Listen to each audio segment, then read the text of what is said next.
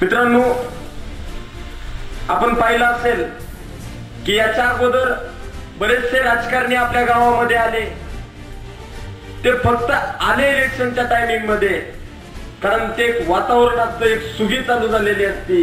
कारण 5 वर्ष तुमची गरज नसती, परंतु ज्यावेळेस सत्ता हवी असते त्यावेळेस मात्र याला त्यांना खडबडून जाग येते.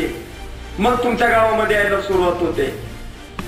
गावामध्ये येतात, मोठमोठे भाषण करतात, सभा घेतात, तुम्हाला भूल थापा देतात आणि सत्य एक वेळेस आलं की पुन्हा तुम्ही कोण कुठले चुकूनही तुम्हाला विचारत नाहीत. मागाशी 1 तासापूर्वी या गावामध्ये आल्यानंतर बऱ्याचशा तरुण मित्रांसोबत बसलो. त्यांच्या अडचणी ऐकून घेतल्या की नेमकं ह्या राजकारणाने काय केलं हे मी सांगण्यापेक्षा इथल्या तरुणांनी सांगितलं की गेली 10 वर्ष म्हणले या गावामध्ये आजपर्यंत कधी आजी असेल कोण माझी असेल, एक वेळेस गाव आजीच्या मागे गेलं, दुसऱ्या वेळेस गाव माझीच्या मागे गेलं, पण ह्या दोघांनीही गावाला कुठल्याही प्रकारचा विकास केलाय, साधा रस्ता दिला नाही. एक उदाहरण सांगावं असं वाटतं की नेमकं हे कसे आहेत ते, की जी माणसं त्यांना मागायला गेले त्यांना काहीच दिलं नाही. त्यांचं एक दुकान आहे, राजकारण म्हणजे यांचं दुकान आहे. एक हॉटेल होतं, त्या हॉटेलवर लिहिलेलं होतं गाजर हलवा.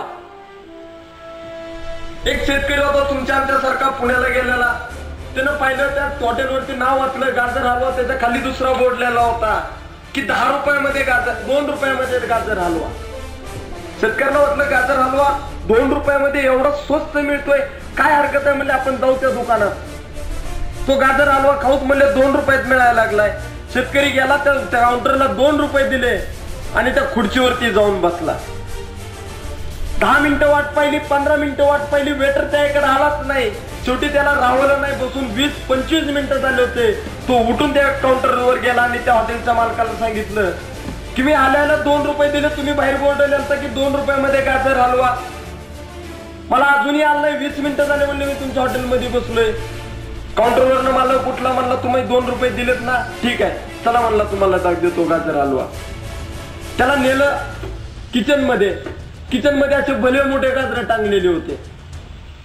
2 रुपये दिलेत म्हणलं तुम्ही, तुम्हाला काय सांगितलंय गाजर हलवा, जावा म्हणला त्यातलं कुठल्या एका गाजरला हलवा म्हणला 2 रुपये, चला निघा बाहेर. म्हणजे अशा पद्धतीचं राजकारण आहे की या बार्शी तालुक्यातला आजी असेल माझी असेल, इलेक्शन पुरतं तुमच्या समोर येतो, तुम्हाला फक्त त्या गाजर हलव्यासारखी आश्वासनं देतो. आपल्याला मी वाटतं खरंच हे करतं काय की आपण पण पटापटा मतं देऊन रिकामे होतो. असल्या नालायक माणसाला सत्तेत आणतो आणि ज्यावेळेस हेच काम त्याला विचारलं जातो त्यावेळेस त्या गाजर हलव्यासारखं आपल्याला दारातून बाहेर काढतो.